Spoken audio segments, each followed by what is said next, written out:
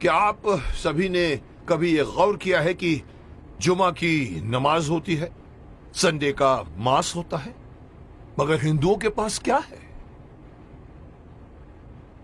जुमा के दिन मुस्लिम लोग पूरे देश भर में मस्जिदों में जाकर नमाज पढ़ते हैं। क्रिश्चियन लोग हर संडे को अपनी फैमिली को लेकर चर्च में जाकर मास करते हैं। हिंदू क्या करता है? किसी ने गौर किया है आज तक? और फिर हम शिकायत करते हैं कि हमारे में एकता नहीं है। मुझे कल एक डिस्टर्बिंग चीज देखने को मिली टीवी पर।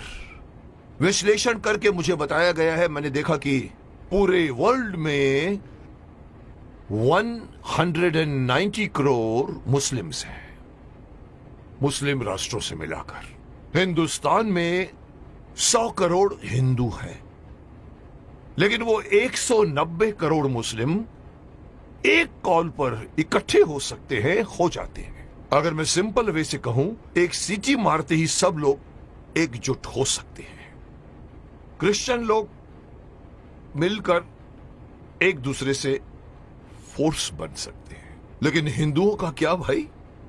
कोई हिंदुओं के पास में कोई एक ऐसी मैकेनिज्म है जिसके द्वारा पूरे 100 करोड़ हिंदू जाने एक दूसरे को? अरे साहब, नेक्स्ट फ्लैट में कौन रहता है हमें यह भी नहीं पता होता। मुंबई सिटी या हर सिटी की ये बात है। मैं ये कहना चाहता हूं कि हिंदुओं को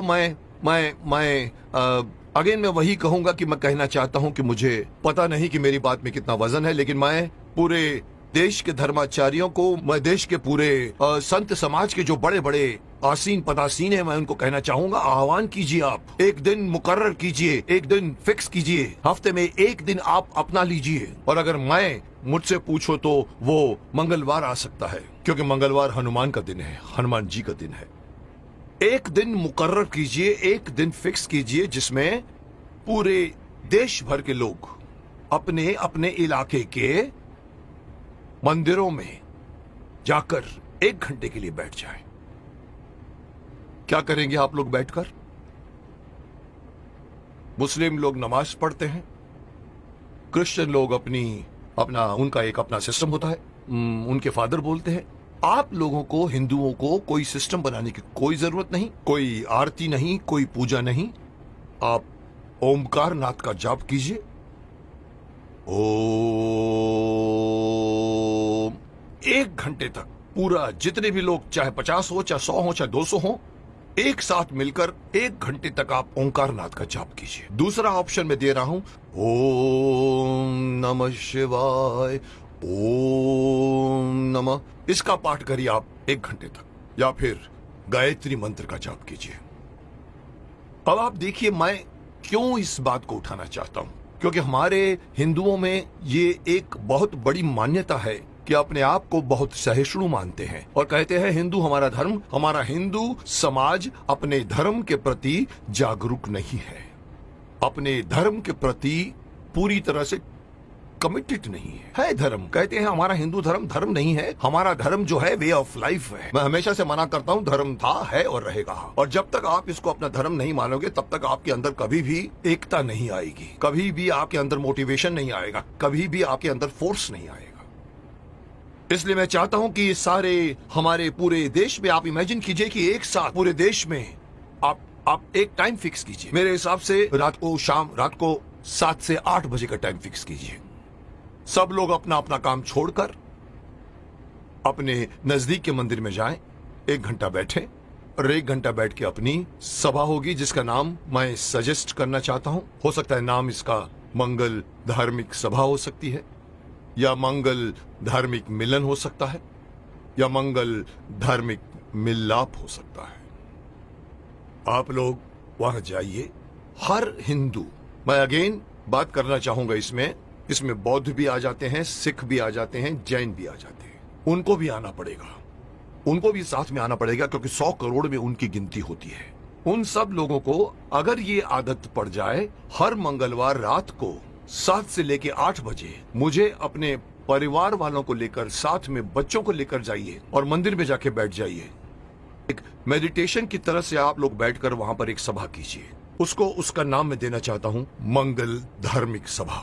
या मंगल, मांगलिक, मिलाप या कुछ भी नाम रखा जा सकता है।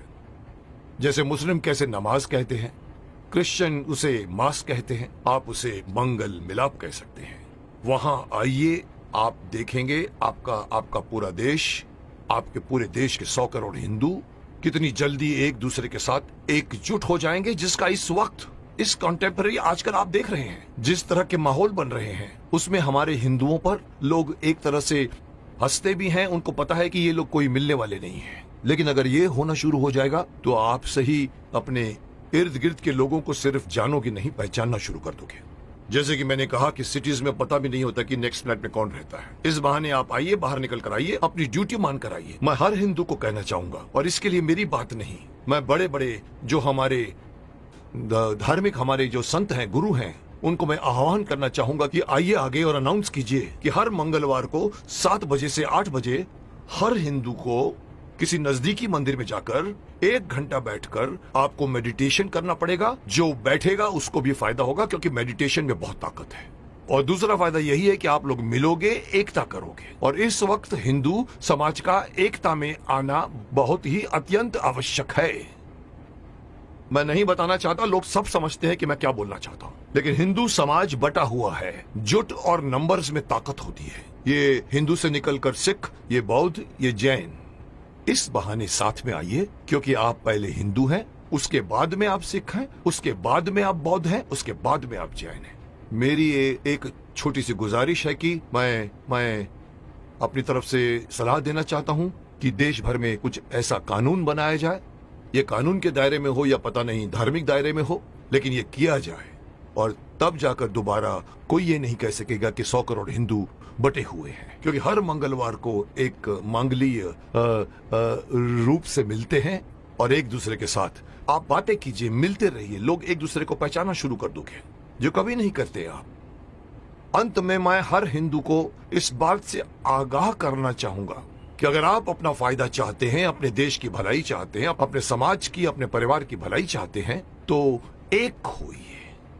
और इससे आगे बढ़कर एक और बात कहना चाहूंगा कि धर्म को धर्म मानिए, यह मत कहिए कि वे ऑफ लाइफ है। और तीसरी बात, अपने बच्चों को अपने धर्म में इन्वॉल्व कीजिए। मैं अक्सर देखता हूं कि माँ बाप मंदिर में जा रहे होते हैं और छोटे बच्चे मम्मी से कहते हैं कि मम्मी मम्मी मम्मी मेरी सहेली मुझे खेलने के लिए बुला रही है, और माँ कहती जा। मत कीजिए आप। उस बच्चे का हाथ पकड़िए और बोलो चलो इस वक्त मंदिर जाना है। ये हर मुस्लिम करता है, ये हर क्रिश्चियन करता है, हिंदू क्यों नहीं करता? इसी का खामियाजा भुगत रहे हैं आप। बच्चों को बचपन से गीता पढ़ाइए, बच्चों को मंदिर लेकर जाइए।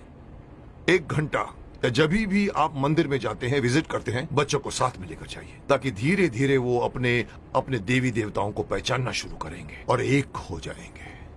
अब कोई मुझसे पूछेगा सर आपकी ये बात क्यों माने हम लोग, आप होते कौन हैं हमें ये बात कहने वाले? तो मैं सिर्फ शक्तिमान का एक डायलॉग आपको बताना चाहूंगा, जिसमें पूछा था कि आप कौन हैं, तो वो कहता है कि ना तो मैं कोई अवतार हूं, ना ही कोई फरिश्ता, बुराई का दुश्मन हूं, सच से है मेरा रिश्ता। दुश्मन मेरे बुरे लोग नहीं, बुराई है। अगर बात मेरी मानोगे तो इसमें तुम्हारी भलाई है। तो आपकी भलाई के लिए कह रहा हूं, मान जाइए।